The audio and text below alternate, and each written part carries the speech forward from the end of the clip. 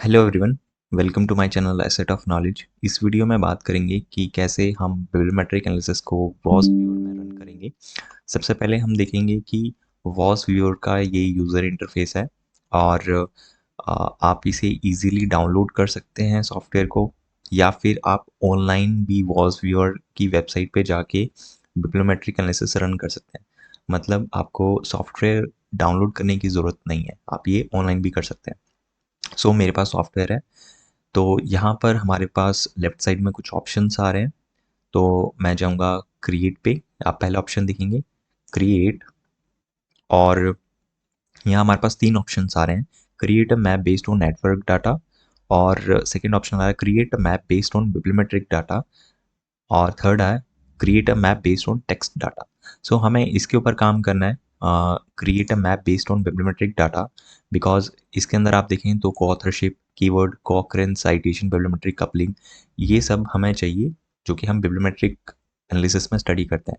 तो आप second option पे क्लिक करेंगे, देन नेक्स्ट, फिर आप चूज़ अ डेटा सोर्स, कि जो आप डेटा फाइल इसमें अपलोड करेंगे वो कौन से फॉर्मेट की है, लाइक वो कौन से आपने डेटाबेस से डाउनलोड किया है। तो यहाँ पर ओपन एक्स, क्रॉस एफ, यूरोपियम्स, ये सब आ रहे हैं। और नीचे आप देखेंगे तो web of science, Scopus, dimensions, lens, ये सारे अलग डाटाबेसेस हैं। और नीचे आ रहे हैं कि जो अलग फाइल से सपोर्टेड है, like R I S, end notes, and RefWorks. तो यूजुअली हमारे पास क्योंकि सोशल साइंस में हम स्कोपस डेटाबेस का यूज़ करते हैं, तो मैं सेकंड ऑप्शन चूज़ करता हूँ क्योंकि स्कोपस इसमें दिखा रहा है। नेक्स्ट करता हूँ।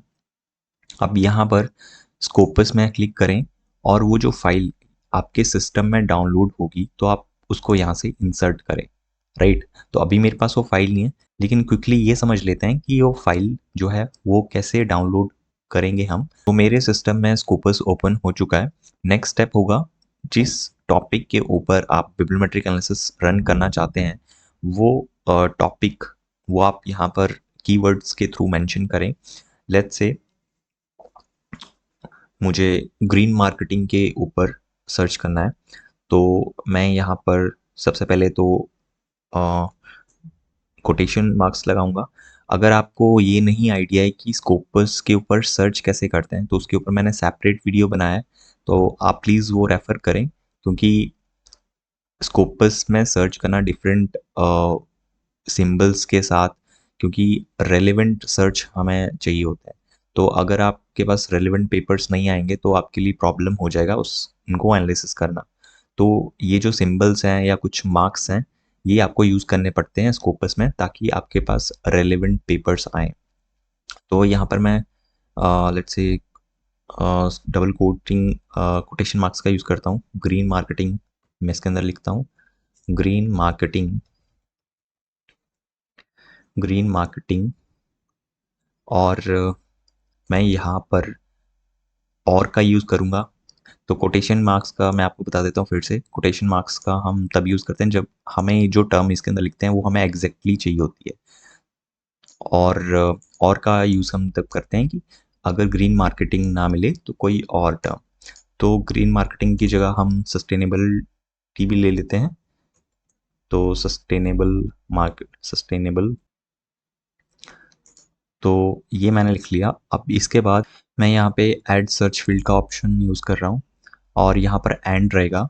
इसका मतलब ये टर्म्स तो सर्च होंगी होंगी, इसके साथ मैं एंड में यूज़ कर रहा हूँ, और ये टर्म्स भी जो मैं यहाँ एंटर करूँगा वो भी साथ में सर्च होंगी।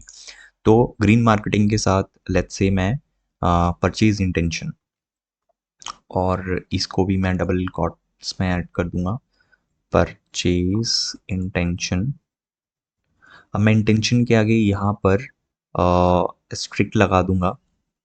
एन के आगे मैंने एस्ट्रिक्ट लगा दिया, इसका मतलब ये है कि अगर एन के आगे कोई भी अल्फ़ाबेट होगा तो वो भी उसको उठा लेगा। तो कई पेपर्स में अगर इंटेंशंस इस वर्ड यूज़ हुआ होगा तो वो उसको पिक कर लेगा, राइट। तो परचेज इंटेंशन और परचेज बिहेवियर, परचेज बिहेवियर, तो मैं सिंपली यहाँ पर 2 कीवर्ड ले लेता हूँ। अच्छा, बिहेवियर में भी एक प्रॉब्लम ये है कि, तो बिहेवियर की स्पेलिंग क्या होती है, BEHAVIOUR। ब्रिटिश इंग्लिश में इसको IOUR लिखते हैं, और इंग्लिश जो अमेरिकन इंग्लिश है उसमें IOR लिखते हैं। तो अगर किसी ब्रिटिश ऑथर्स ने बिहेवियर वर्ड यूज़ किया होगा अपने पेपर्स में, तो उसमें IOUR लिखा होगा। अगर हम इसमें सिर्फ IOR ही मेंशन करें सर्च में, तो वो ब्रिटिश वाले जो पेपर्स होंगे वो हमें शो नहीं करेगा, जबकि हमारे लिए वो भी इम्पोर्टेंट है। तो हमने इसके आगे एस्ट्रिक लगा दिया, और ये हम बता रहे हैं कि ओ के आगे कोई भी टर्म होगा, कोई भी अल्फ़ाबेट होगा, वो आप इसमें ला दीजिएगा। तो IOUR, तो वो भी पेपर्स आ जाएंगे, और IOR दोनों पेपर्स हमारे पास आ जाएंगे। तो आई होप आपको यहाँ से आइडिया मिल रहा होगा। तो लेट्स, मैं सर्च पे क्लिक करता हूँ, और मेरे पास आप देख सकते हैं 393 डॉक्यूमेंट्स आ रहे हैं, जो कि मैंने यहाँ पर कीवर्ड्स डाले थे। तो बेसिकली मैं बिब्लियोमेट्रिक स्टडी करना चाहता हूँ ग्रीन मार्केटिंग और परचेज इंटेंशन के ऊपर, राइट। और यहाँ से आप फर्दर फिल्ट्रेशन कर सकते हैं। अगर मुझे, लेट्स से मुझे 2010 के बाद के चाहिए पेपर्स, तो टिल 2025, तो यहाँ से मैं शॉर्ट कर सकता हूँ। आपके जो सब्जेक्ट एरिया है जिससे वो बिलोंग करता है, वो आप एनवायरमेंटली, आप, मैं दो चूज़ कर लेता हूँ। आर्टिकल्स देखना चाहते हैं आप, या कॉन्फ्रेंस, यहाँ से आप इसको और रिलेवेंट कर सकते हैं। देन इंग्लिश, अगर आप और लैंग्वेज समझते हैं तो इसको सभी को अनटिक रहने दें, लेकिन आप इंग्लिश ही समझते हैं तो इसको चूज़ करें। ये सारे इंग्लिश पेपर्स ही आपको देगा। और कीवर्ड्स अगर आपको स्पेसिफिक ही यहाँ से चूज़ करना है तो रख सकते हैं, अदरवाइज़ इसको ओपन ही रखें, मेरी एडवाइस ये है। कंट्री स्पेसिफिक कि अगर आपको किसी कंट्री की ही चाहिए तो वो आप चूज़ कर सकते हैं। लेट्स से अगर मुझे इंडिया के ऊपर ही स्टडी करनी है और इंडिया में कितना काम हो चुका है, तो आप ये ऑप्शन चूज़ करें। ये बहुत ही रेलिवेंट आपको पेपर देगा इन स्पेसिफिक टू इंडिया। लेकिन आप इंडिया के अलावा ग्लोबल कंपैरिजन करना चाह रहे हैं, या बाकी कंट्रीज़ में क्या काम हो रहा है, तो आप इन सभी को अनटिक रहने दें। देन सोर्स टाइप, जर्नल्स की सोर्स पे या रखना चाहते हैं, या कॉन्फ्रेंस प्रोसीडिंग्स पे, या बुक सीरीज़ पे, तो इसको भी आप अपने अकॉर्डिंग चूज़ कर सकते हैं। देन सोर्स टाइटल, ये इम्पॉर्टेंट नहीं है। देन ऑथर्स नेम, ये भी नहीं। दैट इज गोल्ड, ये कि जो जर्नल ओपन है या गोल्ड है, इन सबको भी आप ओपन रखें। तो मैं इस पर लिमिट लगा देता हूँ एक बार, और अभी हमारे पास 393 पेपर्स हैं, इसको हम लिमिट कर देते हैं। तो मेरे पास यहाँ पर 242 पेपर्स हो गए, जो मेरे पास अभी लेटेस्ट हैं।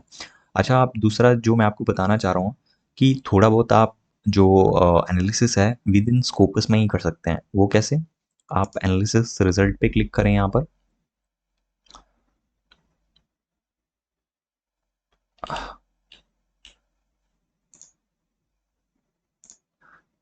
और यहाँ पर आप देखें ये बेसिक आपको जो इन्फॉर्मेशन है ये प्रोवाइड कर देगा। लाइक जो डॉक्यूमेंट्स बाय ईयर है, आप देख सकते हैं कि 2013 के बाद यहाँ से ये स्टार्ट हुए हैं पिक होना। तो आप सिंपली इसको कॉपी भी कर सकते हैं, यहाँ से ऑप्शन है प्रिंट का या एक्सपोर्ट का, तो ये डिटेल्स आप एक्सपोर्ट कर सकते हैं एक्सेल में। और डॉक्यूमेंट बाय ऑथर्स, किस ऑथर ने कितना पब्लिश किया। डॉक्यूमेंट बाय अफिलिएशन, की किस इंस्टीट्यूट ने, यूनिवर्सिटी ने कितना पब्लिश किया। देन यहाँ पर डॉक्यूमेंट बाय कंट्री, की किस कंट्री ने कितना काम किया।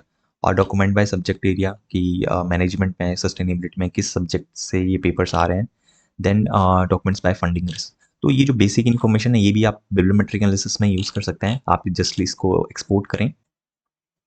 सो वापस से हम अपने रिजल्ट्स पे जाते हैं, और मैं यहाँ पे सर्च पे क्लिक कर लेता हूँ फिर से। तो टोटल आर्टिकल्स जो मैंने शॉर्टलिस्ट किए हैं अपनी बिब्लियोमेट्रिक एनालिसिस के लिए, तो वो 273 आ गए हैं। तो 273 पेपर्स हमारे पास शॉर्टलिस्ट हुए हैं, और अभी जो नेक्स्ट स्टेप होगा वो होगा इन पेपर्स को एक शीट में हमें रखना। तो मैं क्या करूँगा, इन सबको सिलेक्ट कर लूँगा, ऑल पे यहाँ पर टिक का ऑप्शन आ जाएगा, और ये सारे पेपर सेलेक्ट हो जाएंगे। इसके बाद आप जाएंगे एक्सपोर्ट में, और एक्सपोर्ट पे आप जाएंगे CSV ऑप्शन में, या आप जो भी आपको फॉर्मेट में चाहिए, जैसे कि RIS से, या टेक्स्ट भी है, प्लेन टेक्स्ट में भी, इन पे भी आप कर सकते हैं। तो मैं CSV पे करूँगा। और यहाँ एक और इम्पॉर्टेंट स्टेप है। तो यहाँ पर हमारे पास 4 ऑप्शन आ रहे हैं, 4-5 ऑप्शन आ रहे हैं। ये भी आपको ध्यान में रखना है कि सिर्फ यहाँ पर आप एक्सपोर्ट पे ना क्लिक कर दें, आप बाकी इन्फॉर्मेशन भी रखें, वो भी हमारे काम की रहेगी। जैसे कि citation information default option tick है, मैं इसमें से और ऑप्शन भी टिक कर सकता हूँ जो कि मेरे काम आ सकता है, लाइक एब्स्ट्रैक्ट ऑफ कीवर्ड्स। ये मैं एडिशन रख सकता हूँ, ये भी मुझे शो हो जाएंगे जब मेरी एक्सेल शीट बनेगी। और बिब्लियोग्राफिकल इंफॉर्मेशन अगर आपको रखनी है तो ये भी आप टिक कर सकते हैं। देन उसके अलावा थिंक ये मेरे लिए फ़ाइन है। तो अब मैं एक्सपोर्ट पे क्लिक करूँगा और ये देखिए यहाँ पर ये जो है डाउनलोड हो रही है सीएसवी फॉर्मेट में। तो मैं आपको दिखा भी दूँगा कि ये कैसे यहाँ पर शो होगी हमें। सीएसवी के नाम से सेव हो चुकी है। आप देख सकते हैं यहाँ पर ऑथर्स के नाम है, फिर टाइटल है, जो पेपर का टाइटल है, इनका ईयर है, फिर सोर्स है, टाइटल है, वॉल्यूम है। ये सारा इन्फॉर्मेशन हमारे पास आ चुका है। तो अब जो नेक्स्ट स्टेप है, जैसे कि हम फिर से हम अपने वॉस व्यूअर में जाएंगे और स्कोपस का जो यहाँ ऑप्शन आ रहा था, यहाँ पे हम ब्राउज पे क्लिक करेंगे और जहाँ भी वो आपकी फाइल होगी जो हमने अभी डाउनलोड की है, उसको एक बार देखते हैं हम वो कहाँ पर है। तो ये रही वो फाइल स्कोपस 5 CSV। मैं इस पे ओके पे क्लिक करता हूँ और देन इसको नेक्स्ट करता हूँ।